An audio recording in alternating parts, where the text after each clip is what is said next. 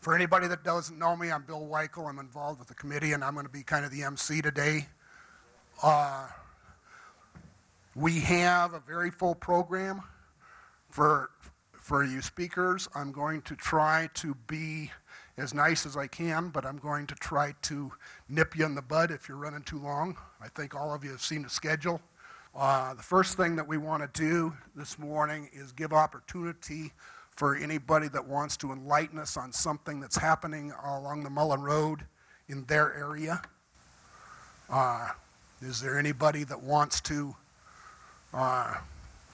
let us know about anything right now? We'll have another opportunity right at the end of lunch once you've had it, once you've listened to us for a while, you'll have the opportunity to, maybe tell something that's happening. So is there anybody? Sir, yes, sir. A group of us, mostly out of Granite County, have been working on Gold Creek. And in fact, Kim did an article on some of the things we're working on in Gold Creek, Mullan Road, and mainly the history of Gold Creek. If anybody's got any good information, we're trying to suck it all in, and we're also passing it out on our website, which is Granite County History blogspot.com. So I think we finally sorted out where the Mullan Road goes from Gold Creek, and maybe we'll cover that next year. And your name? Ted Antonoli. Okay. For those who didn't hear it, it's Ted Antonoli. Anybody else? Anybody else have anything? Well, good. We're already ahead of the game. So our first speaker today is Stewart Nash. I'm going to just read off of the bio that he gave us, other than the fact that he's a longtime colleague of mine. I've known Stewart for years in the surveying profession. But he has been a registered professional land surveyor for 42 years. He's currently semi-retired, performing part-time review of surveys for his last employer. He has worked in most of the western states as well as in British Columbia, Canada, which has given him a unique perspective relative to scenery, geography, and historical events. In 1998, he started writing about some of these events. His first book, The Last 300 Miles, published in BC, telling of the overland telegraph race to reach Europe before the Atlantic Cable Company. He has 4 novels available on most e-reader formats, and over the last 4 years, there's a typo here, I'm not sure what it means. His manuscript is he's working on a Mullan Road book, but his manuscript is currently being reviewed for publication. Stewart?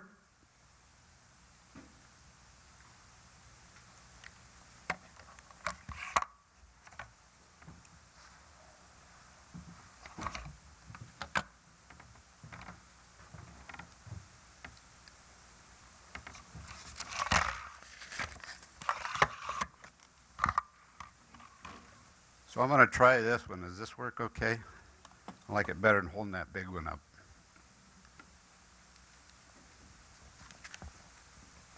So the first thing I want to do is make a correction to my name spelling in Bill. It's Stewart. Regarding the historical book I've been working on John Mullan and the building of the military road. The publishers had that for 2 years,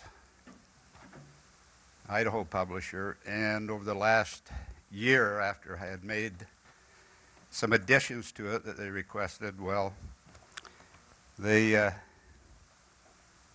said that they thought the book had a small potential audience. Hopefully it's bigger than this one here. But I'm going to continue looking for a publisher. So my talk today is going to be on Mullan's character. Nope, that just fell off. No pinching. Character is a way someone thinks, feels, behaves, someone's personality, one of the attributes or features that make up and distinguish an individual. Character comes from a person's circumstances, environment, what are their beliefs, and how were they developed. Character is what other people see in us and how we treat others. Along with character comes ethics, the courage of one's convictions, integrity, competency, honest, and morals. George Bernard Shaw says about character, what one does when no one else is looking.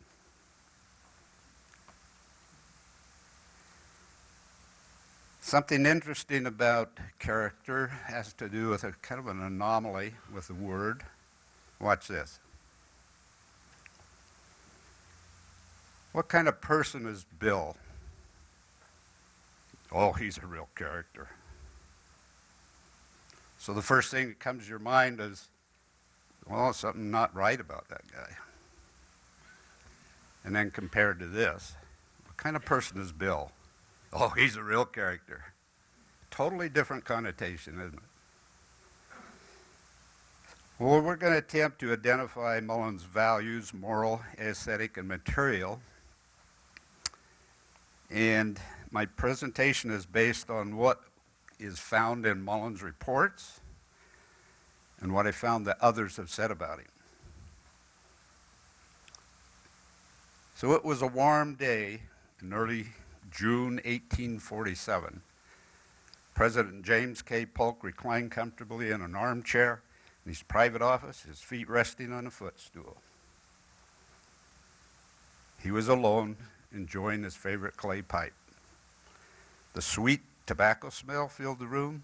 He had a few quiet moments before interviewing an enterprising young man. And a little tap at the door, enter. The president's personal secretary poked his head in and said, "Mr. President, your appointment, young John Mullan, is here to see you." John entered the room, took a single step forward toward the president, noticing his relaxed posture. He stood at attention, arms at his side. He offered his hand as President Polk stood up and waved it forward and had a firm grip in his shake. And Polk liked that. It showed that the young man was not intimidated. He noticed that he was short, perhaps 5'5", but was handsome and had an athletic build. His hair was dark brown, the hairline receding slightly, more than most young men. His chin was square and his lips thin. Blue eyes gave an appearance of sternness, and he seemed confident his manners were faultless. President Polk told John to sit down and said, "Well, my little man, what can I do for you?" And Mullan was a little bit taken aback by that. He had been tagged as a little man all during his school. They called it college back then, high school years. And he felt somewhat taller now that he had graduated. He pushed the annoyance back into the back of his mind. His purpose for an audience with the president was too important to allow any distractions. "Mr. President, sir, I am here to ask for an appointment to West Point. I have several letters of recommendation from friends and acquaintances, and General Walbach is included." "Well," the president said, "don't you think you're rather small to be a soldier?" John thought quickly of a response that would change the president's mind. "I may be small, but can a small soldier be just as good as a tall soldier?" Now that scenario came from later John Mullan's wife Rebecca in her memoirs about his meeting with President Polk. So I've just added a little bit to it to kind of give a sense of what John had gone through to have an audience with the president. Young Mullan was only 16 years of age at the time. He graduated from St. John's College with honors, receiving an AB degree, had a transcript of his records, along with a letter from the college president. And then he finally did receive an appointment to the Military Academy of West Point, signed by the President of the United States. Now, what does this initial accounting of young Mullan's character show? To me, it shows that he was a brave young man. He was determined. He was not ashamed of his height. And he was an honor student. Shows a little bit of his early character. John entered West Point Academy on July 1st, 1848, at age 17. General Walbach's prediction that upperclassmen would be hard on him was very true. But through hard work, doing well in classes, and on the athletic fields, John made many friends. He was characterized by his officers as exhibiting great energy, ambition, perseverance, and a natural leader. By his classmates, he was friendly, honest, even-tempered. Often he would check out books at the library. A sense of adventure and hunger of knowledge were the books he read when he had time. Classes John took at the academy included engineering, having instructions from the brightest mind in engineering in the U.S. at the time, Mr. Alfred Thayer Mahan. Here he took drawing, learned human figure, topography, landscape, shades, shadows, and perspective, surveying, analytical geometry, English studies, French, mineralogy, geology, infantry, artillery, and cavalry tactics. He was only allowed 2 months of leave over a 4-year period. The meals consisted primarily of boiled meats. Apparently not many vegetables were given at the time. He graduated in June 1852, 15th in his class of 200, with a rank of brevet second lieutenant. Had a mere 43 demerits in 4 years, none in the third. However, he and a fellow classmate were arrested for gambling, which usually followed by dismissal. But somehow he just ended up with demerits for that. Among members of his graduation class were Philip Sheridan and George Crook. General Philip Sheridan was a Civil War hero, as well as Indian Wars, commanding general of the United States Army in 1884. General Crook, Civil War, Indian Wars. Both Sheridan and Crook graduated near the bottom of their class, and yet they turned out to be West Point legends.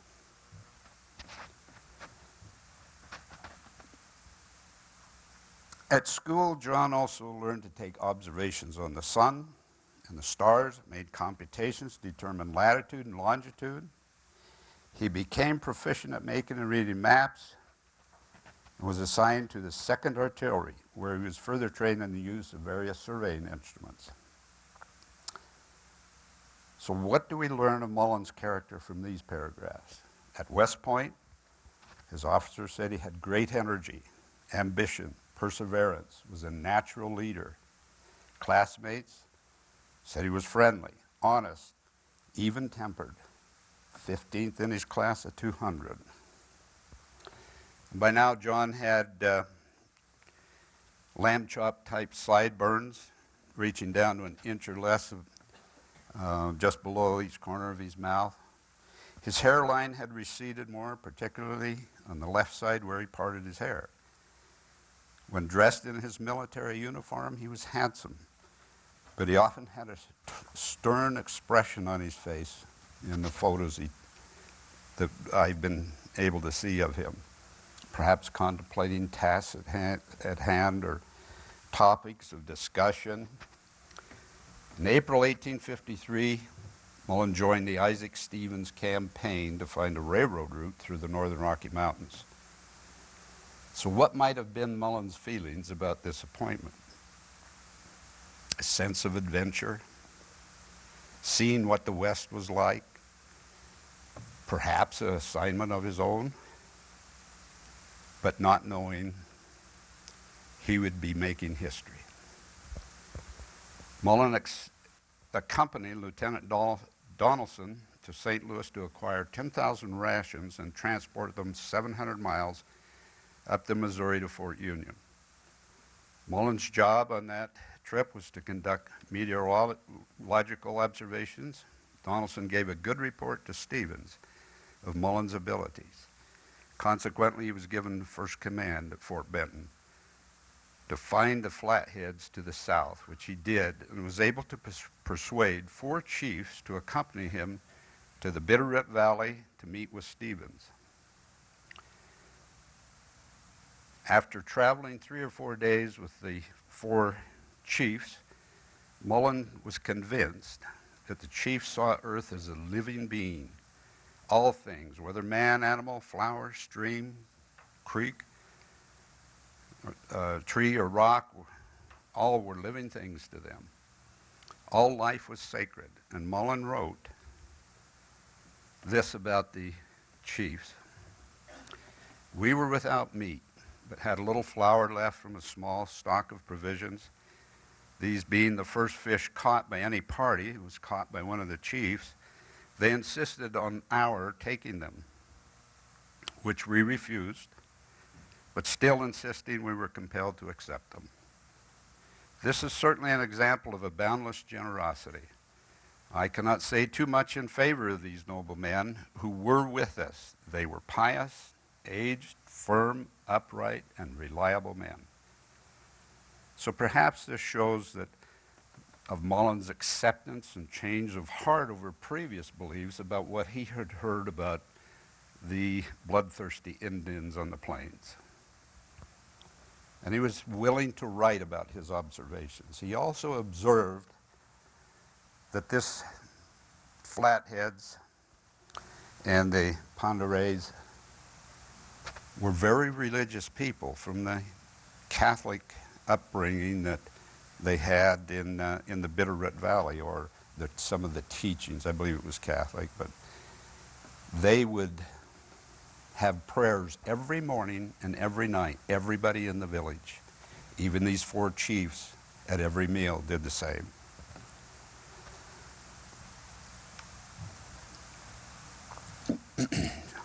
Stevens thought highly of Mullan, bringing the 4 chiefs in his very descriptive report that he gave.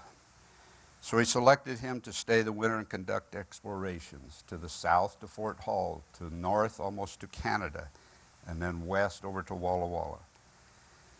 He had also made trips back to Fort Benton.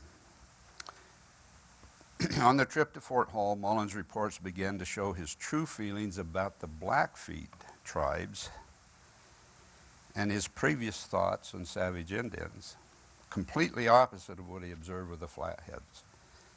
The Blackfeet's continual savagery toward most all other tribes, he called them hellhounds of the mountains and devilish fiends. At Fort Hall, he learned of the massacre of Captain Gunnison and his party in the Utah Territory, and writing in his report, he wished he had been nearer to offer assistance and hoped the Utes would be retaliated against with marked severity. On the trip to the Flathead Lake and further north, he met different Indians, some of them by themselves. He once more saw their kindness, them offering food of which they had little, and Mullan almost always tried to repay them with some form of tobacco, ammunition, leggings, whatever he had that he could do without. And even Major John Owen, who was the owner of Fort Owen in the Bitterroot Valley, knew Mullan. In fact, Mullan had hired him to guide him on the first trip into the Big Hole Valley, but John Owen got lost, and Mullan had to relieve him and give him provisions and sent him back to Fort Owen. But Major John Owens said, "I regret the departure of Lieutenant Mullan, for I found him a high-toned gentleman with pleasing manners." Isaac Stevens became the governor of Washington Territory. In his own reports, he gave high commendations to Mullan, saying, "Something more, however, is due both to Lieutenant Mullan and his party in an exploration to which he contributed so largely than the foregoing narrative of his several journeys. In the establishment of his quarters, the management of his command, and in his intercourse with the Indians, he evinced the soundest judgment, and the whole sphere of duty was filled by him in a manner entitling him to the warmest commendations. Lieutenant Mullan, besides his constant and judicious intercourse with the Indians, always assembled them in council previous to starting on any expedition, informed them of the probable absence he would have, and gave them good advice in reference to their own affairs. They were very glad to have him mediate in their disputes, and they cheerfully acquiesced in his decisions. I received from him at every opportunity reports in regard to the Indian tribes which were of the greatest service, and which enabled me better to comprehend their feelings, wants, and the proper mode of managing them. The fact that he left the valley in the fall of 1854 with the sincere regret of all the Indians who knew or heard of him is the best evidence of his service in connection with them. Not one unpleasant thing occurred during his year's sojourn in the wilderness which marred the propriety of the intercourse of his party with them or tended to diminish his influence over them." And he continued, "The individuals of Lieutenant Mullan's party had equal respect for him, and they were generally cheerful and contented and prompt to perform their duties. Yet the party was at all times on short rations of flour, sugar, coffee, and much of the time lived exclusively on meat. I received many letters from him referring to the almost entire dearth of articles which in settled communities are considered almost indispensable to sustain life, and urging the necessity of dispatching a train of supplies as soon as possible. Yet there was no complaint, and his cheerful spirit impressed itself upon all his men. I deemed it a simple act of justice to this most promising meritorious officer to say this much. His judgment and discretion were equal to his boldness and resource, with qualities which qualities had been exhibited not only in his winter exploration, but in those of the spring when the streams were up and hazardous crossings had to be made. He made remarkable contributions to existing knowledge, both of the snows, the geography of the country at a season of the year, and under circumstances when most men would have done nothing. I left with him in October nothing but disabled animals, the horses, for every sound one was used in connection with other parties. The day after my departure, he moved his camp to the best grass of the valley, and on the 6th day afterward, he was in his saddle with a portion of his party, going to the waters of the mission. And such was his promptness and energy throughout." And in a letter written on January 3rd, 1855, to the Secretary of War, Stevens made these following comments. "I have the honor herewith to enclose a copy of Lieutenant Mullan's report and to recommend it to the favorable action of the department. His estimate I consider reliable and his plan of operations perfectly practicable. Should Congress make an appropriation for a military road from Fort Benton to Walla Walla, it could not be placed in better hands than Lieutenant Mullan's, and thus a test be furnished to the work on the railroad exploration as pointed out by him at a much smaller sum than is given in his estimate." So the highlights of Stevens' reports were: he had sound judgment, acceptable Indian mediator, well-written reports, respect of his men, cheerful spirit, remarkable contributions. Now, regarding those well-written reports, I was only able to obtain one of his personal journals, a part of it, from Fort Dalles to Walla Walla. It took me probably 40 minutes to go through page 1. He had atrocious handwriting. How he got reports published, number one, but written on hand in the field to give to Stevens, I don't know. He just must have taken his time and written very slowly. But boy, there were times when trying to read through some of the pages, you could tell he had a hard day because they were just chicken scratches almost. But he understood. As we all know, Mullan was given command of the military road construction. However, the colonel stepped to a battle 90 miles north and east of Walla Walla, delayed the project. Mullan requested to be a part of the Colonel George Wright campaign against the Indian and was Wright's topographical engineer. Early on, Mullan had a hand-to-hand fight in the shallows of a Snake River with an escaped Indian. As written by Lieutenant Lawrence Kipp in his book, Army Life on the Pacific, he wrote, "Thinking either of the two Indians could have been the man that shot Captain Taylor, Mullan spurred his mount forward, jumped off his horse, and ran into the river to his waist to secure one of the escapees, an athletic man of large stature. The Indian dove under as the lieutenant fired his pistol in an attempt to wound the man. The warrior rose out of the water with 2 heavy stones and hurled them at Mullan, striking him in the side with one. Mullan's pistol was dunked beneath the water as he attempted to ward off the stones. When he tried to fire again, nothing happened. The man rushed forward and grabbed at the pistol, their arms clenched in hand grips. Mullan tripped the Indian and they both went underwater, but up quickly, still grappling in earnest. They went under again and fought back to their feet. The Indian stepped in a hole and lost his grip with Mullan. Knowing his opponent couldn't fire his pistol, he then swam to the opposite side of the river. So for his size, Mullan was brave. I can just hear what he said as he come drenched, walking through the willows back up to his comrades. Boys, I never thought I'd get in a rock throwing contest there. And during the Battle of 4 Lakes, Mullan helped to capture 800 Indian horses. One of them was a young Indian boy of 14 years old.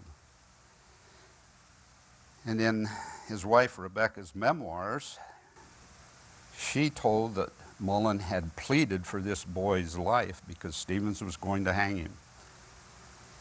And Stevens acquiesced to Mullan, "You take care of him."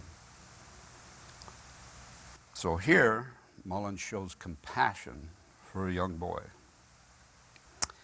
In a handwritten letter, Colonel Wright said of Mullan, Colonel Wright, the commander of the Battle of 4 Lakes and the Spokane Plains War, "The distinguished and gallant conduct of Lieutenant Mullan during the whole campaign justly entitle him to the warmest praises of the colonel commanding. As topographical engineer, the vast amount of reliable information he has obtained of a country hitherto but little known will prove highly interesting and beneficial to the country, and also of paramount importance in connection with a great military road, the construction of which the War Department has placed in his hands." After that, Mullan was in Fort Vancouver on the Columbia River for several months before returning to Washington, D.C. to lobby for additional monies for the road construction. And apparently, Mullan was not thought of so well by all. A November 23, 1858 article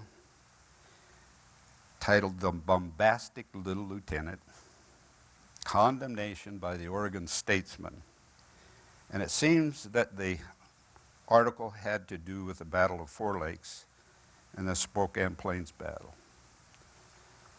And the newspaper said, Lieutenant Mullan is the individual who has had the bad taste to parade himself and his services in a vulgarly ostentatious manner through the columns of a disreputable newspaper. Aside from the fact that the lieutenant was guilty of a violation of a special order which expressly forbids officers from blowing their trumpet of their own fame, decency should have restrained him from this painful exhibition of mingled egotism and toadyism. A crown of laurel, even when merited, sits with an ill grace upon his brow, who ostentatiously places it there with his own hands. The indelicacy and impropriety of a soldier celebrating the glory and renown of his own achievements is apparent to everybody. Caesar, it is true, wrote his own commentaries. He didn't go into ecstasies of self-gratulation when, by the aid of his sturdy legions, he had achieved a victory over the fierce barbarians of the north. He stated the facts and left his need of commendation to be awarded by his countrymen. Apparently, Brother James, who was living in Dalles, read that article.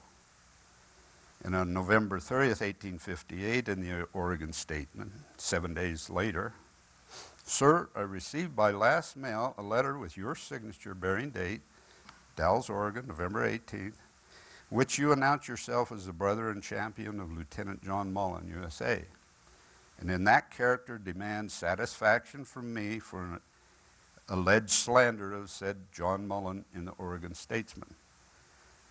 From the windy style of your epistle, I am not permitted to doubt your relationship to the bombastic little lieutenant, and from what I can learn, I am convinced you are as great an ass as your redoubtable brother."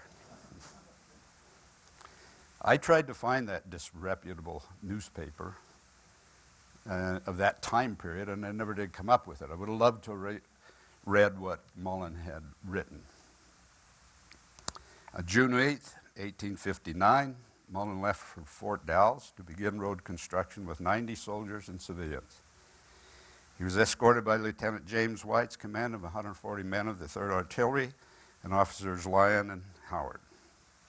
On August 2nd, 1859, Captain Pleasanton responded to Mullan's suggestion regarding an additional 30-man escort as instructed to Pleasanton by the Adjutant General, William Harney.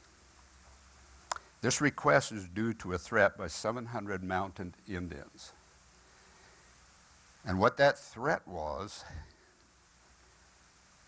if they cross any part of our Camas route area, we will kill them all. And this is what the William Harney wrote back. "Commanding instructs me to return the enclosed communication from your secretary and to state he cannot act upon any information from the military road expedition under your charge unless such information is transmitted in a communication signed by yourself, which signature is necessary to render information official and responsible." This was Mullan's first hint of General Harney in the fact that he was not going to be a friend of this military expedition building the Mullan Military Road. Why? The topographical engineers of the Army were not in favor of Mullan's appointment. They had demanded that a member of their corps be appointed, but to their chagrin and obvious disappointment, Stevens persisted in the appointment to Mullan. That was the first of several incidents with General Harney. At the winter camp, horses and cattle died from starvation. In spite of these setbacks, in a January 3rd report, Mullan wrote, "As I was sent out to build and construct the road, it shall be constructed." Courage of conviction. It is apparent that at this winter camp that Mullan had also taken up pipe smoking, as illustrated in a sketch by artist Sohan. Well, what does that have to do with character, you ask? Well, you remember how many college professors, wise in their ways, would have a pipe in their hand and smoke, and appearing to be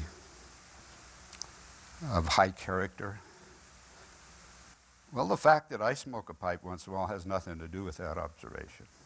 However, with a pipe in my mouth, I was kindly escorted out of a bank in Canada.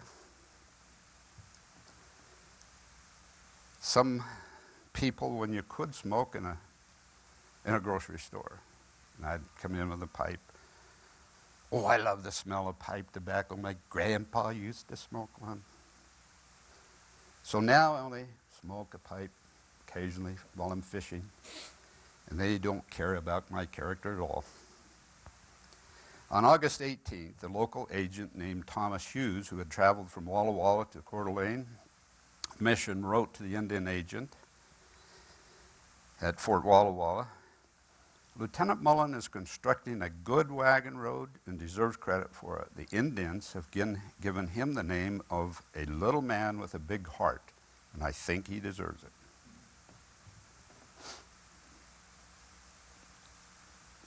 Mullan had sent Mr. B.L. Weisner, the astronomer, who took astronomical and meteorological observations to Fort Benton to make observations due to the heavy smoke in the mountains.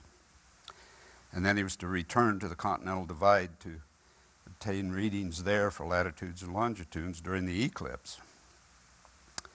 But then Mullan learned that Major Blake, who had arrived with a contingent of 200 soldiers to cross the military road, Blake had dismissed Weisner and his 3 helpers because Blake thought Mullan's funds were exhausted. Mullan wrote a long communication to Major Blake and reproached him for having discharged his astronomers when there was still work for them to accomplish. He also made a number of suggestions to Blake concerning the travels he would make westward, and Major Blake was not a happy officer after that. After reaching Fort Benton in 1860 with the road construction, Mullan met a fellow West Point classmate, August V. Kautz, who would travel with Major Blake to Walla Walla. On September 14th, on the return trip to Walla Walla, Kautz described Mullan saying, Mullan entertained us in his flowing style all the evening about his road, what he has done, and what he knows. To me, that's the courage of one's convictions.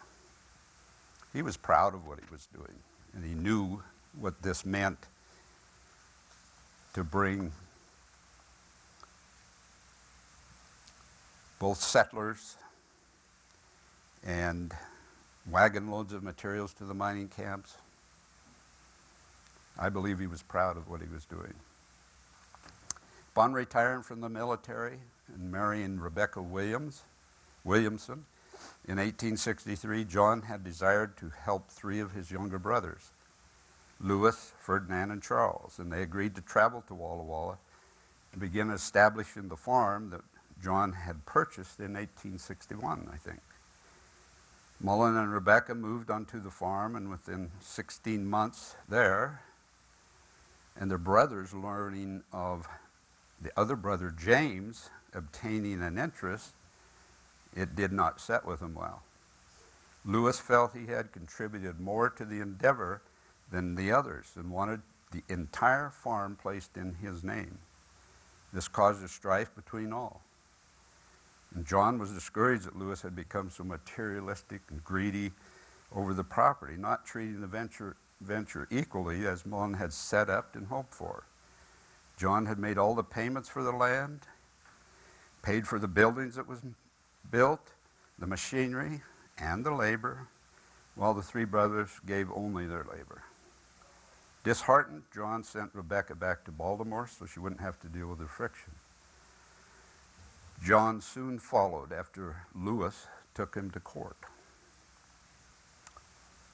Then there was another instance of Mullan expending a good deal of money in establishing a mail communication route from California to Idaho.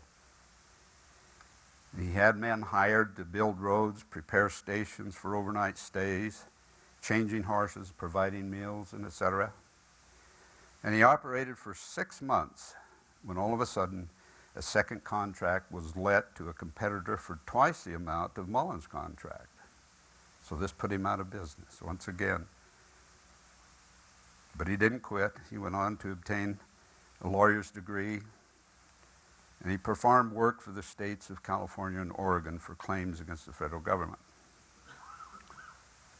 Now, this book that Keith Peterson has just published, I'm certain is going to show some differences of what I have found just from the information I've given you about John Mullan.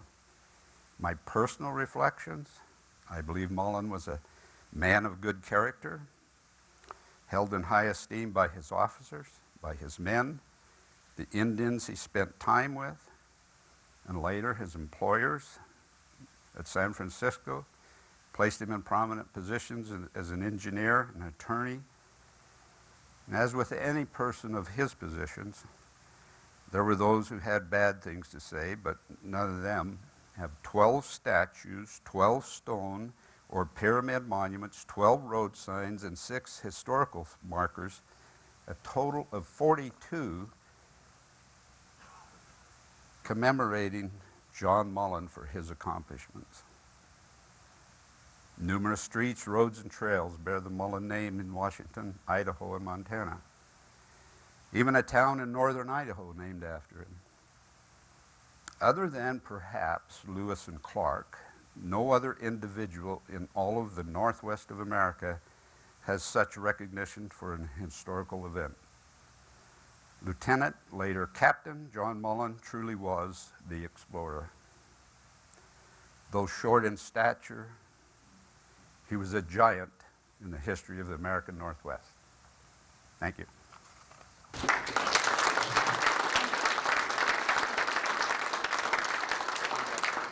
Time for questions, if anyone's got any? Yeah. I've often wondered how many people total were on the Mullan Road expedition. I understood there was 110 non-military people. You just mentioned there's 140 soldiers along this total, so 250 people. Yeah. Do you think that's accurate? I do. That's a lot. That is a lot, yeah. And the military had the same type of problems that Mullan's men had. Shoes wearing out, requested shoes to be sent to them, and they were given very poorly constructed shoes. That was one of the major things. They couldn't get the supplies from Walla Walla as they needed them as they moved along through Coeur d'Alene Valley and so on. So, but they had a lot of supplies between the two, the military organization and Mullan's group, when they entered the St. Regis Valley and did their winter camp there. They had to move by sleigh because the wagons got snowed in, 3 feet of snow in a very short period of time. So they had to build sleds and haul their, I don't remember exactly how many tons, but something like 10 or 15 tons of goods, their food and everything that were taken to sustain them onto where they had their winter camp. And it was there that there was no feed for the horse. It was very cold, 40 below zero. And the horses died. A lot of them, not all of them. And Mullan's sent the wagon master, I think it was, to take what remained of the horses and oxen down into the Bitterroot Valley for the winter. Because they were going through Indian territory much of this time, and some of it hostile Indian territory, do you happen to know if the civilians were armed? And if they were, that presents 250 people to ward off the attacks. Yes, they were armed. They slept with their firearms beside them at night. And 250 firearms against 700 Indians. I don't know who's going to win, but I got a pretty good idea. Stewart, why did Mullan resigned from the Army? You know, I Repeat the don't know question? the answer to that. Why did Mullan resign from the Army in the middle of the Civil War? I don't know the answer to that. Maybe he just felt he had done enough for his country. I don't know for sure. I've never read anything that indicated that. Perhaps Keith's book might. Weren't all West Point graduates imbued, embedded, psychologically, whatever, that they are to follow orders, right? Right. That's still true today. If he was following Governor Stevens' order to establish a relationship with the Bitterroot Valley Indians, it may not have been his congeniality per se, as much as following orders, following railroad route options. Yeah. As being short, Andy Rooney and Tom Cruise, if they were told they would never become movie stars and believed it, that would be crazy. That's all right respect. But anyway, maybe you get into this elsewhere about military graduates from the Civil War on, became very conscious that I did it because I was ordered to do it, and so on and so forth. So how much is Mullan's character that he acquired from getting excellent parenting as a youth versus what West Point instilled in him? My response to that would be that knowing of some other Army officers and their treatment of Indians, having come from West Point also, were nothing like what John Mullan presented to the Indians. Being a short man, quite often people believe him to be shorter of character, perhaps, but almost all of his relations with the Indians had to be interpreted by someone to them, and back and forth. That was initially what happened when he went to find the flatheads south of Fort Benton. Fortunately, there was one Indian chief who spoke French there. Now, his first presentation there to them wasn't accepted hardly at all. So overnight, and then they had prayers the next day, he made another presentation, and you cannot order somebody to pour out their heart, I think, in cases like maybe would have happened then, particularly in the Bitterroot Valley, to the point where the Indians themselves would recognize, I'm going to go to him for advice. I don't think anybody can order that with that kind of character. Anyone else? Yeah.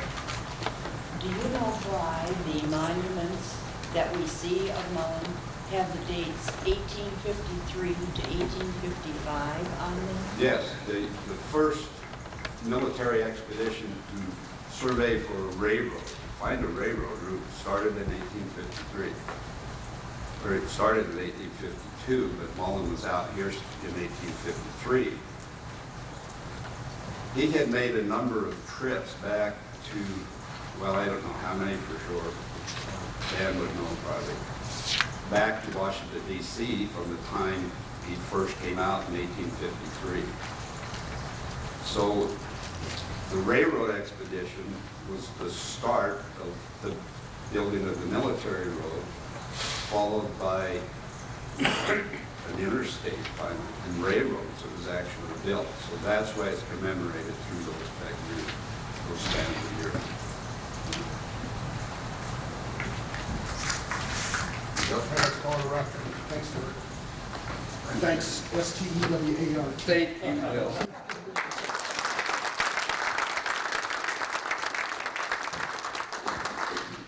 I first want to apologize for my technical support, which is myself. I left this thing on the screen just because I don't know how to shut the whole thing off and make sure it comes back on.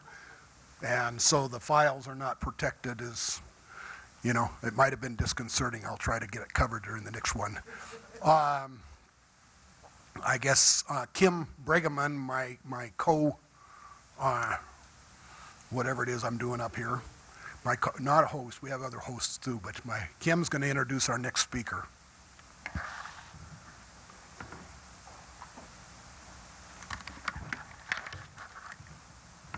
Which one works? I use this little thing. This is nice. Okay, does it? Hi, I am Kim Brigham, and I'm on the planning committee for the Mullan Road Conference this year. And as those of you who have tried to do something like this before know, it has its ups and downs, its frustrations and everything. But I had a couple of eureka moments, I guess you'd call them, and one of them was when Sally Thompson answered my email and said, yes, I will speak at the conference. I don't know how many times over the past several years I've heard the phrase, I got this map from Sally Thompson. And so she says on her bio that historical trails are among her favorite things, or one of her favorite topics. And I would say that while there's a lot of us who, to borrow a word, are monomaniacal about finding the Mullan Road, I think it's fair to say that Sally is looking at the trails that preceded the Mullan Road, the historical trails, and maybe one of the foremost experts on that. Sally has spent over 30 years working with the native tribes of the West. She trained as an anthropologist at CU, the Colorado University, in 1980. She's worked as an archaeologist, ethnographer, and ethnohistorian, with a particular interest in ethnogeography through place names across traditional homelands. She has specialized in indigenous communities along the Rocky Mountains and is founder and director of the Regional Learning Project at the University of Montana for 10 years up until 2010. Sally oversaw a team of specialists with a focus on regional history, geography, and culture. During these years, she interviewed over 200 elders of 37 tribes and used the results to produce 3 documentaries and several classroom DVDs, in addition to three websites. Well, more recently, she worked collaboratively with traditionalists from the Kootenai and Blackfeet tribes on a book about their traditional seasonal rounds through the crown of the continent, with a focus on Glacier National Park. People Before the Park is due out this year. Sally?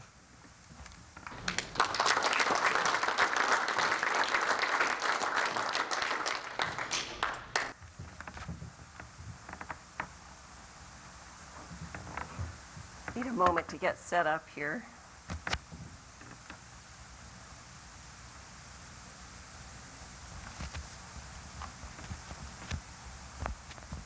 Okay, is this going to work sound-wise? I have to work the clicker and the mic, so somebody help me out. Can you hear me in the back? No? Okay. So I'm going to need to do this and turn pages. You'll have to be patient with me. I was delighted when Kim contacted me about speaking here. Stewart mentioned that he had received some feedback that perhaps the topic was limited in terms of audience. Well, this one's much more limited, and I'm hoping this is the audience. I doubt there's anyone else in the United States that would be interested in this particular presentation. Okay, just want to give a brief background to how this came about. The road not taken by Lewis and Clark is the focus of the road we're going to look at today, right? So the red dotted line connecting the Missoula Valley to the mouth of the confluence of the the headwaters of the Clark Fork is the focus of the work that I got to do with the Confederated Tribes back in the 90s when they had a claim against ARCO, and they went in with the state of Montana against ARCO. And that claim was based on their off-reservation treaty rights, and my job was to work with them to assess, quantify, and document the losses of those rights. And so I became very, very familiar with the Clark Fork from Missoula up to Butte. And it's in learning through the tribal elders, their oral history. I read everything I could ever find in archives and journals and published documents for this particular region, and I interviewed descendants of homesteaders up and down the Clark Fork. And this place that I'd called home for 2 decades at that point became alive with those stories. And I really started to understand what the tribal people had been telling me, that those names keep those stories alive, and then that keeps the relationships to those places alive. And so where normally my writing is pretty technical, I couldn't help but write this essay that I'm going to share with you today. So thanks for giving me the opportunity to do that.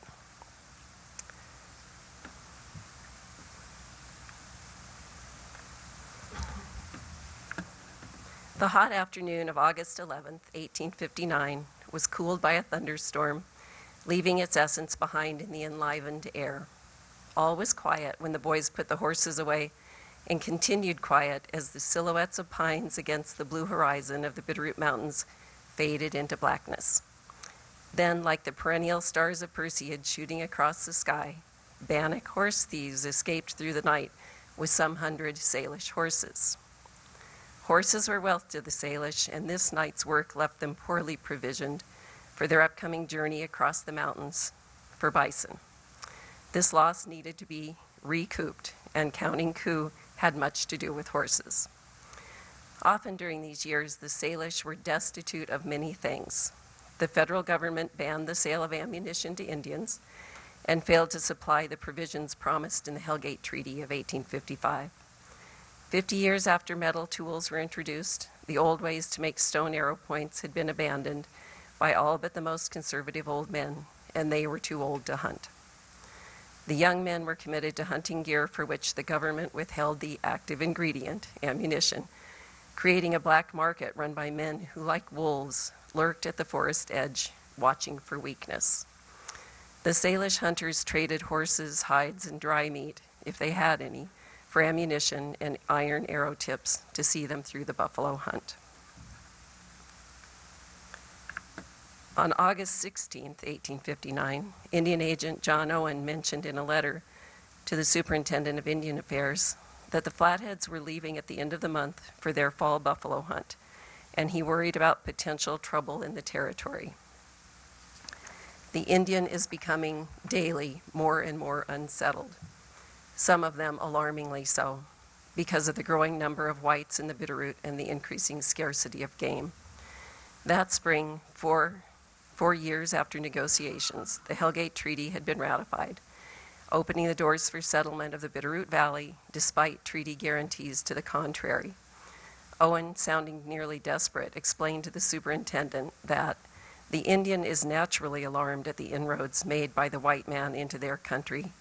They say we all will be swallowed up by the white tribe. What is to become of us? Roads are being made through our country. Our game is growing scarce.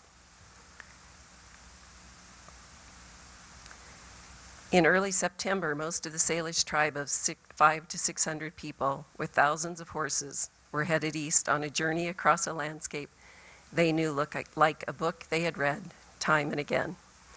Usually the Salish, joined by Ponderay, Nez Perce, and other allies, traveled in several groups rather than en masse because few campsites could provide for all their needs and those of their horses.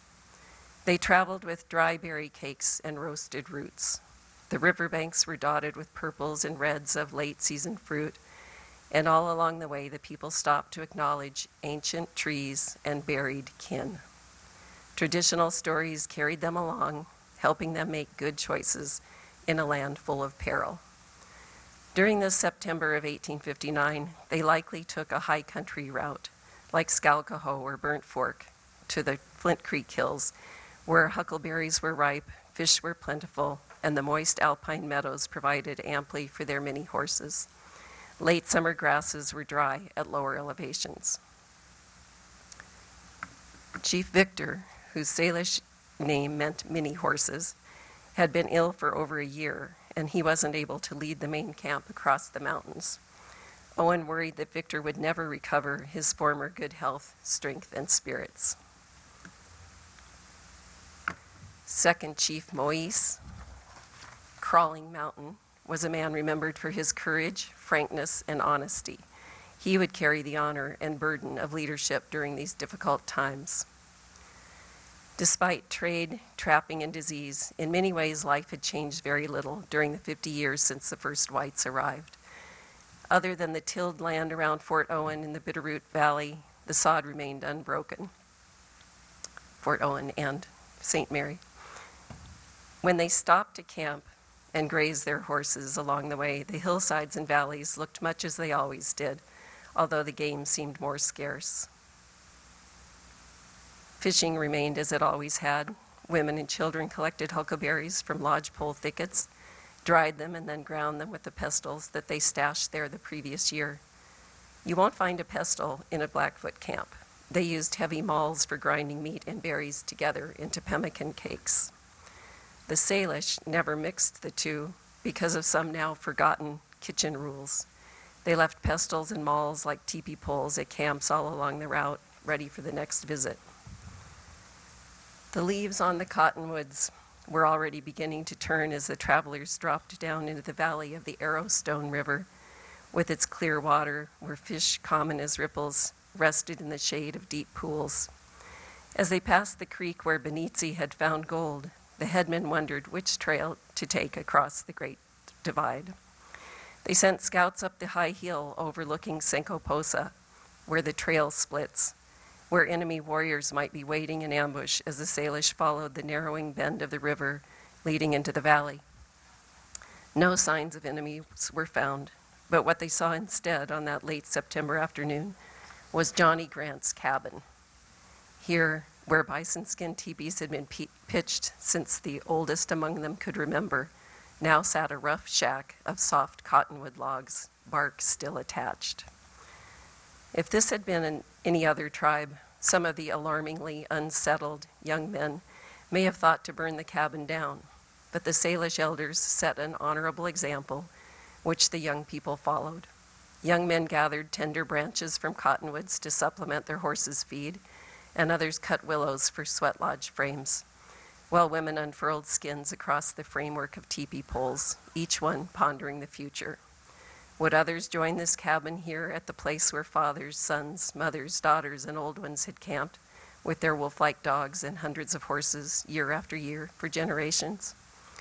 John Strachan, one of John Mullan's road crew members who camped that winter some 140 miles downriver in the company of some Ponderes and Salish, wrote to his brother about the Indian life he witnessed, a camp scene which might have been paralleled at Senkoposa. Early in the morning, the men leave for their hunting grounds and remain till nearly dark. All they do is kill game, and towards dark the women go and pack it in. Their food mostly consists of game, fish, roots, and fruit. The moss of trees is also eaten by them. It is made into cakes, somewhat resembling plug tobacco, with little or no taste. Some of the camas roots we purchased of them had been cooked with Oregon sunflower, which imparted to them a taste of molasses. The Salish camp may have stayed at Senkoposa until they were well stocked with venison from the Deer Cache Hills to the south, now known as the Flint Hills, west of Deer Lodge, and until they had gathered enough kinnikinick leaves for medicine and tobacco to see them through the winter, or perhaps they proceeded over the mountains with enough dried stores that they moved quickly, camping only one night, and then moving on in the crisp chill of early morning. Whichever pace they traveled, they were weighted down by the knowledge that each year they found fewer bison and farther away. Already bison were nearly gone from the common hunting ground of the Missouri Headwaters country, created by the 1855 treaty. Johnny Grant's was the only house on the trail between the Bitterroot and Fort Benton. If a person wanted to send him mail, they would have sent it on one of the boats that left St. Louis every spring, where eventually someone at Fort Benton would send it along with a traveler heading southwestward. It might take a year to hear about Lincoln's inaugural address. I was there alone, Grant reported. My nearest neighbor was at Bitterroot, 130 miles away, and Fort Benton was 185 miles. Salt Lake was 500 miles distant, but it was there I got my supplies every year. This land, which provided for all the needs of its ancient inhabitants, became a place to which supplies must be carried with great difficulty and high cost in order to create a life acceptable to these new settlers. Grant wrote in his journal about a scare he got that summer when he heard some 50 mounted Blackfeet yelling on the hill behind his house. They told him they were on their way to trade with the Flatheads. Since before the coming of the horse, these tribes had been enemies. What happened to explain why they would be crossing the divide to trade with ancient foes? Just the year before, in the upper Flint Creek Valley, Blackfeet had stolen horses from a party of Flatheads and whites camped together. The Flatheads pursued them northward, but stopped at the divide. They knew that it meant certain death to them for a small party to go over into the enemy's country, according to Granville Stewart, who was there. If not for a brief mention in a letter written by John Owen, we might assume that Johnny Grant had misunderstood or was misled. Wouldn't it make more sense that these warriors were on a raiding, not a trading mission? After all, Mullan had called the Blackfeet hellhounds. Owen told the superintendent of Indian Affairs that, but a few years ago, we had but one enemy, one common enemy in Blackfeet. They are now quiet, and enemies have grown out of former friendly tribes. Perhaps these Blackfeet, passing behind Grant's cabin, probably from the Small Robe Band, which did have a good trading relationship with Salish, carried bundles of sweetgrass and pemmican to trade and brought their best horses to race against those of their rivals. Grant was on an old Indian highway, with 6 tribes passing his cabin each spring and fall on their way to and from the Bison Plains. This route along the Little Blackfoot was important because it led to the most coveted red paint in the area, so it had long been important. Meriwether Lewis referred to this place along the Missouri as the Crimson Bluffs.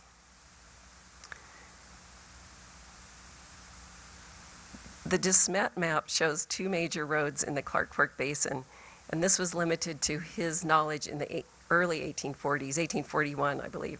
So he shows, let's see if I can do this. This is the Bitterroot coming from the headwaters to the Missoula Five Valleys area. And this shows St. Mary's Mission. And then he shows and the dotted lines are the trails. So he shows the one up the Clark Fork, but we can see it continues on. This is the Deer's Lodge. So there's no trails shown up the Blackfoot, and there's no trails shown, not even accurate map of where the Little Blackfoot takes off. His later maps were actually, he traveled with Lewis and Clark maps, and then Stevens and Mullan traveled with his maps. And Stevens actually had asked him to participate, Father DeSmet, to participate in the railroad surveys. He sent him a telegram inviting him, but DeSmet declined. Just a close-up of the lodge of the deer. How many of you have seen the Deer Lodge? How many have never thought about why Deer Lodge is named Deer Lodge? It's fascinating. I hadn't either until doing this research, but behind Warm Springs State Hospital, there is this mineral accretion hot spring. Granville Stewart gives it a really good description in the Deer Lodge in the New Northwest. Can't give you the date. Kim maybe can. But in those days, the valley was, I think, probably so that the deer and horses kept the trees down, and now there's a lot of trees planted around there, so it's hard to see. But you can now imagine in those days that you would come over any rise, and the only thing you would see in this large Deer Lodge Valley would be this lodge. So the name The Lodge of the Deer is actually what the Shoshones called it, and it was because there were often deer licking the minerals around it. And the Salish called it like place where the smoke comes out of the lodge. And so when the Anaconda smelter kind of took over the area, they figured, well, the name was still appropriate.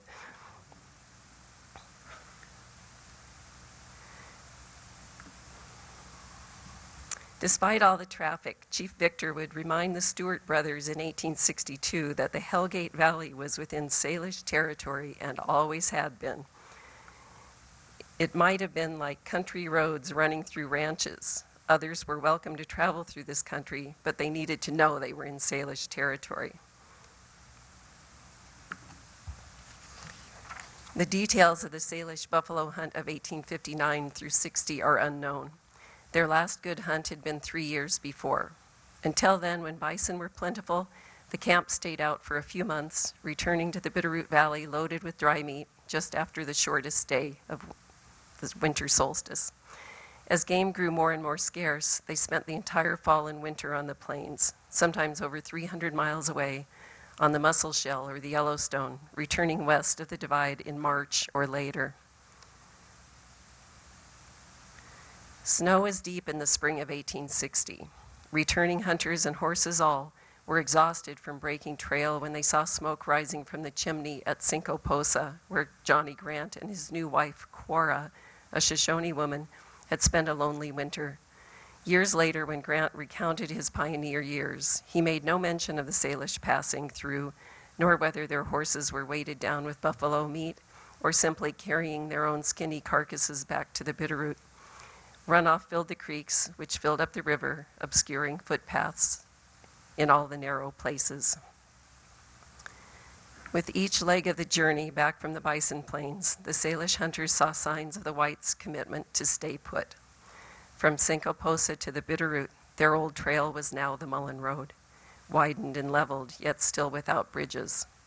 In October, Johnny Grant's father, Richard, with 300 head of horses and cattle, had settled on the creek that would carry his name, and the first settlement of the Missoula Valley had begun. A steady stream of settlers were moving into the Bitterroot Valley. Imagine the distress of the returning hunters with their exhausted horses to find new cattle herds consuming the spring grasses in the heart of Salish country. There was nothing to do but to keep on, making their living as had hundreds of generations before them. Sweet sap still ran through the cottonwood trees, and the Bitterroot would soon be ready for harvest. And then families would spend the summer following the succession of foods generously provided by the Creator. They would find a progression of ripening bitterroot and biscuit root ready for digging on the dry hills. As they moved into the high country, about the time the magpies lose their tail feathers, the ripe camas would bloom in wet alpine meadows, like a banquet progressing with them. Wild rose flowers, the color of blood in snow. That's what the name means in Salish. They're in bloom when camas is ready in the high country. Toward late summer, when great heaps of berries had been gathered, they would regroup again in the Bitterroot Valley, fattening their horses and gathering supplies once again for the long journey across the mountains. It would be 2 decades later when the plains were empty of bison and the iron horse spewed black smoke through the valley of this ancient road, before relationships became strained enough for the trust between the Salish and the settlers to be openly challenged. In 1859, whites still raved about the sterling qualities of the Flatheads. John Strachan wrote to his brother about the kindness shown by the Indians toward the whites. In November of the following year, the Stewart brothers invited the chiefs of the combined villages of Nez Perce, Yakima, Coeur d'Alene, and Flatheads to dine with them as they passed through en route to Buffalo. Granville Stewart wrote, "We never refused any of these Indians credit for the few things they wanted, such as calico, red cloth for the ladies' leggings, calico shirts, vermilion paint, beads, knives, handkerchiefs, powder, lead, percussion caps, combs, and sometimes blankets. To their honor be it said, they always paid when they passed on their return from the buffalo range. We never lost $1 through crediting them, For even if the purchaser was dead or sick, the wife or husband or some relative, as the case may be, came and paid us in buffalo robes, dried meat, dried tongues, skins, or something they had. If a white man came to an Indian's camp, he was always welcome to the best he had without money, to the best they had without money. Owen, as witness to the end of life that had drawn them all there, tried to stem the tide of settlers by alerting government officials about their treaty obligations. He said the Indians have serious objections. They have themselves large bands of animals and say there is not more pasturage than they would like to have for themselves. They very naturally construe the 11th article of the Treaty of 1855 in such a way as to prevent any whites not in service of the Indian Department from settling in the Bitterroot Valley south of the Lolo's Fork. Article 11 directed that a careful survey and examination of the Bitterroot Valley above the Lolo Fork would provide the basis for the president to judge as to whether this area was better adapted to the wants of the Flathead tribe than the general reservation provided for in this treaty. It guaranteed that no portion of the area shall be open to settlement until such examination is had and the decision of the president made known. So from this, it's Stevens' composite map that came out in 57. Let's see. So this is the Flathead Reservation, and then this was the reserved land in the Bitterroot Valley that was to have been surveyed. No survey or examination of the lands had been made, but there was to be no stemming of this tide. Mullan's military road greatly improved travel conditions between Fort Benton and Walla Walla. For the first time, a boat made it all the way to Fort Benton on high water. The name of the creek where Benitzi found gold had been changed to Gold Creek, announcing the discovery which would most dramatically change this world. It was as if the road was constructed and the boats made ready just in time to bring the miners who would permanently change the face of this landscape. The Salish understood some of what was coming. Some of their own had traveled to St. Louis 20 years before in search of black robes. They had seen roads and the varieties of horse-drawn carts and wagons for which the roads had been built. They had seen how white people built houses in rows, one after another. Some of their leaders traveled to Fort Vancouver and Portland with Father De Smet in the spring of 1860. They had smelled the city with its slop buckets, butcher shops, saloons, and concentrated horse dung, and they marveled at the prison there.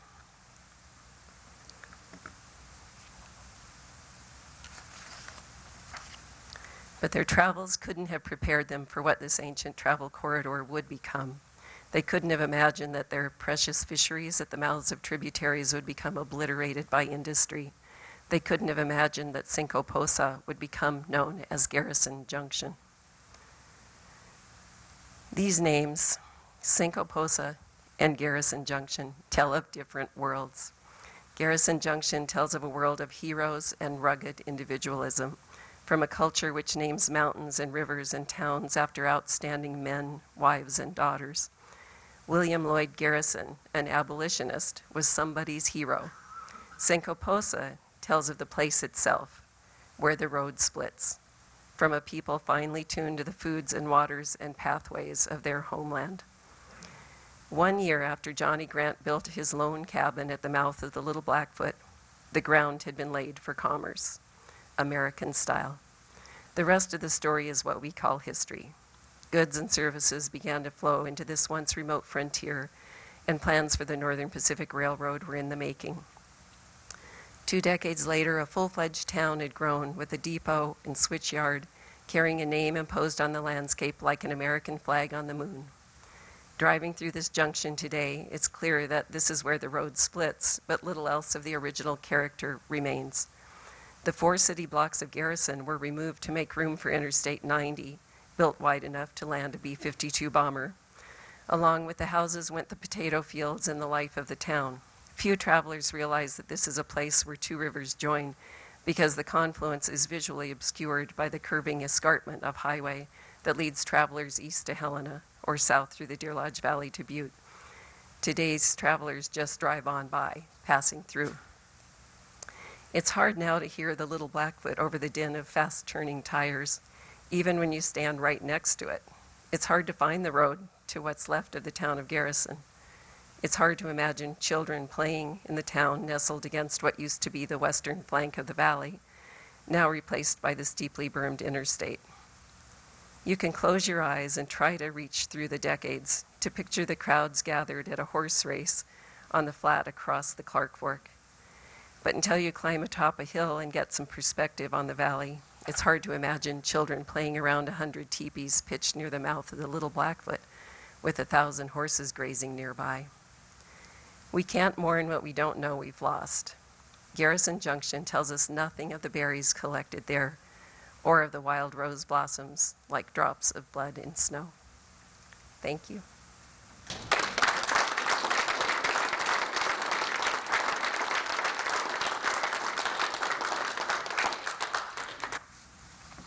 So we actually have quite a bit of time for some questions. Anybody have any? Sally, thank you. That was wonderful. I guess I'm curious, did the Salish ever follow the Blackfoot River and go that direction to the Buffalo? That's one of the most common trails, and that's, you know, the Nez Perce called it Kokolorishkit Trail, but they often traveled together on that route as well. I think it depended on season and whether or not they were going for red paint or which hunting areas seemed to be the richest on the other side. That kind of thing. Thank you. That's great. Thanks. Cindy? I see this lecture for many groups. Not just you guys? No. Montana history. Yeah. Lots of people are interested in this. Well, thank you. Yeah. Kim?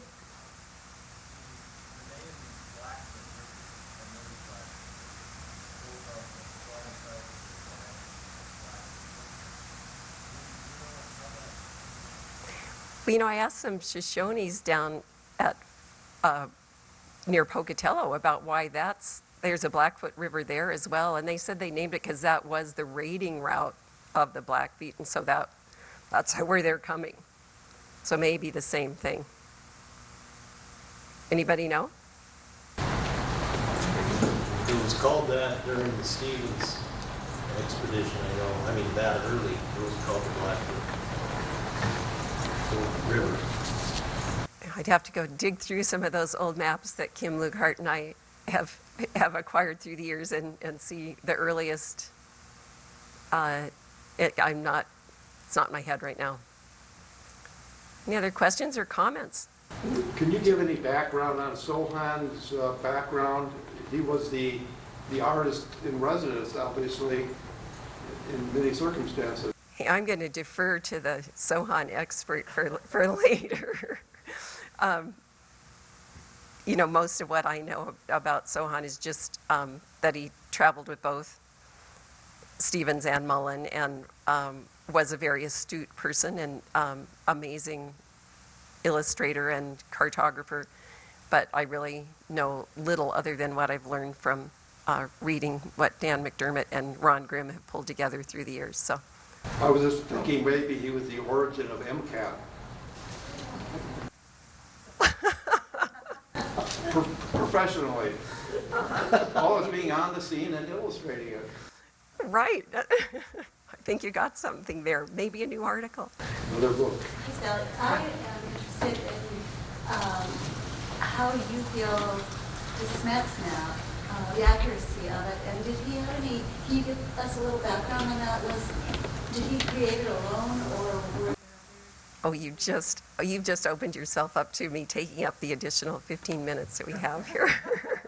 My obsession has been finding all the records of the Rocky Mountain missions, and I've traveled to multiple countries and continents to find the records. And so my interest is always what can we learn about the homeland that they found, rather than less interested in DeSmet as a person or the mission of the priests, but he was one brilliant guy. I liken him in some ways to William Clark because he was an incredibly talented cartographer. It is interesting, to read some of the priests that came for the missions stayed and learned the languages and advocated for the tribes, and they really became part of a family of these earliest Jesuits that were here in the 40s and 50s. And de Smet was a madman. He was rarely at the missions. He was traveling like crazy, trying to understand the country, and then back and forth to Europe and St. Louis to raise funds, and really quite a remarkable person. But I had the great fortune of being in St. Louis. I've done a lot of work at the Midwest Jesuit Archives, they have most of what's in this country from the Rocky Mountain missions. And I was comparing, I went back to St. Louis University. They had donated their collection to the Midwest in the 60s. But I was there for another reason, and I just said, do you happen to have anything related to de Smet or the missions? And they go, oh, there's that box. Okay, any of you who go to archives, the hair starts standing up on the back of your neck at the possibility of what's going to be in this box. And it was mind-blowing. They had not even accessioned this. Nobody had even looked at it, I believe. And they said, oh, here. And I pull out the only known field journal of Father de Smet. I just flabbergasted, and I actually, next year, invite me back. I've got a presentation on that. I am working on a book on this subject. But he, in this field journal, underneath the writing are the maps. So he is doing this as he travels along. This journal covers the same year, which is really funny because I wrote this on the Upper Clark Fork, focused on the year 1859, and the de Smet story is the Lower Clark Fork, 1859-60. It's kind of remarkable, why? So I'm obsessed with this one year in history. But so anyway, he's writing and traveling with. He never names his guides. You have to actually assume he spends time at Coeur d'Alene, gets snowed in at Coeur d'Alene, then goes up to Lake Pend d'Oreille, and then travels up the Clark Fork in the winter of they leave in February to head up the Clark Fork. And he's obviously with hunters and people taking care of him. And whether or not they're Pend d'Oreille, which is my guess, but I don't really know because he never mentions them.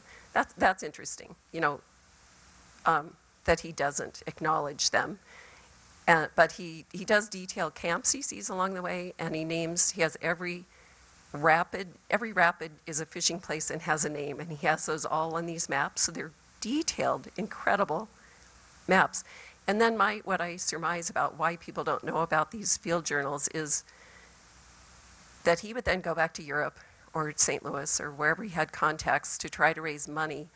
This field journal had been donated by a wealthy family in St. Louis back to St. Louis University where de Smet was based. And so I think once he had transferred the information onto his main maps and his letters and journals that he published, then he had no need for the journal, and he, I think, used that as a little gift to major donors. So one of my fantasies is traveling around Europe looking for major donors, families. Anyway, I feel very fortunate to have found that and to learn so much about what he did. And then when I look at his maps as a bridge between the Lewis and Clark era and the Mullan, the Stevens, the Pacific Railroad Survey compilations, he was an incredibly talented guy. But he doesn't talk about it the way David Thompson or Clark, what they're doing and how they're getting this. He just, there's nothing. There's no information about how he's doing it. He just was a natural. Thanks for asking. Yes. Yeah. So more of that, Have you, in the box or otherwise, ever found illustrations, paintings, drawings by another Jesuit that was up here in that period, Father Joseph? I've not seen drawings by Josette. Have you? Yes, one. It's purportedly of Fort Lewis, which is interesting because it's dated 1846, and that was the year before the logs from Fort Lewis were floated down to build Fort Benton. And this oil painting appeared on eBay about a month or 2 months ago. It's signed Father Joseph and dated 1846. It's of a fort that in some ways resembles Nicholas Point's drawings of Fort Lewis, but it has a brick Catholic church in the center of the compound, which is puzzling. It has an appearing French flag, red, white, and blue, but I can explain that by saying he just, in his crude drawings, didn't get the pendant of the American Fur Company's red, white, and blue flag, which of course was what Fort Lewis was. It was Spear Sherwood Junior Company. So what I really am trying to determine is where there are other paintings or illustrations by Joseph, because what I'd like to know, for instance, is how accurate did he try to be? Did he throw things in like a church unreasonably in a fur trading compound or in other drawings? So anyway, I can show you that. I'd love to see that. Yeah, thank you. A friend of mine in Switzerland tried to see from where Josette was from, if she could track any records, and it's been a dead end. If anybody else knows anything about mysterious documents related to the Jesuit mission, let me know. Other questions or comments? How about contradictions? What did I have wrong in this?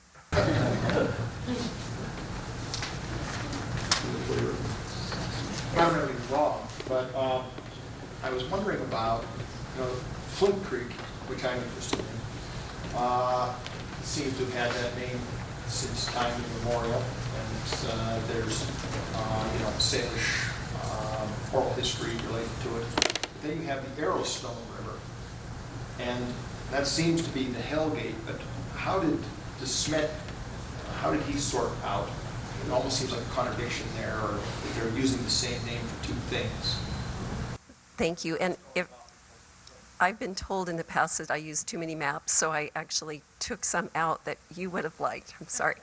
That in the past, I think because nobody had the whole picture, no Euro-American mind had the whole picture. So segments of, and certainly the tribal names they would change depending on things that happened in different valleys, so the river stretch would be different. But in the early maps of this area, the name changes numerous times as you come down the river. And so Flint Creek, because of Eyebrow Church, how many of you have seen the hill called Eyebrow Church, the Eyebrow Hill? And there's a kind of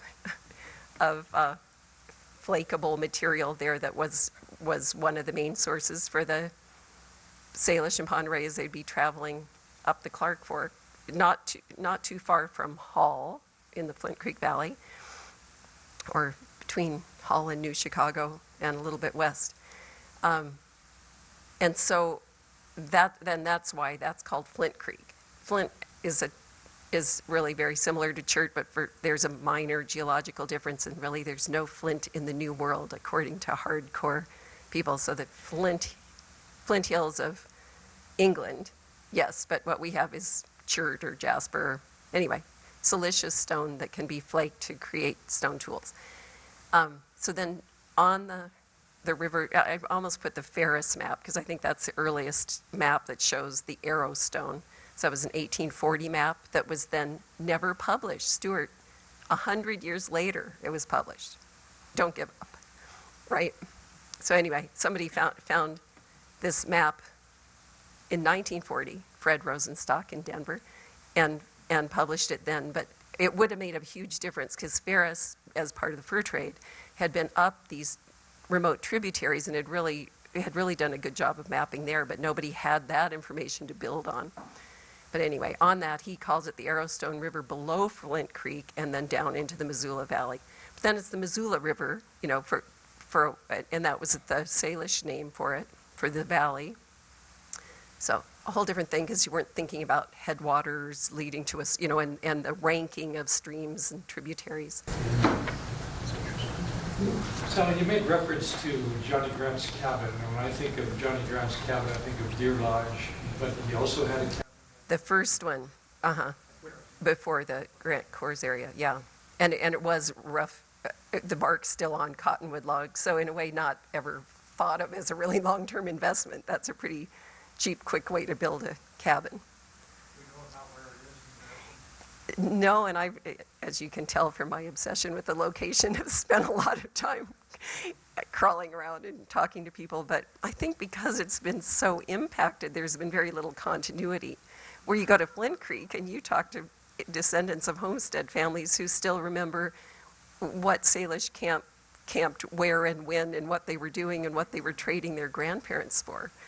That was pretty remarkable about how, the consistency there, or the Ovando area, you have people on the ground that really have kept those stories alive, and then they keep the relationships alive. The Garrison, because of so much disruption, I haven't found anyone who knows that. And the historian at Grant Coors who wrote the book, Johnny Grant's Cabin, or Mickle, right? What's her first name? Lindell. She didn't know. I thought if anybody had talked with the right person, but she didn't know. Anybody have an idea? Anybody else? Oh, right. We know how good those are. Okay, well, thank you. It's been a pleasure.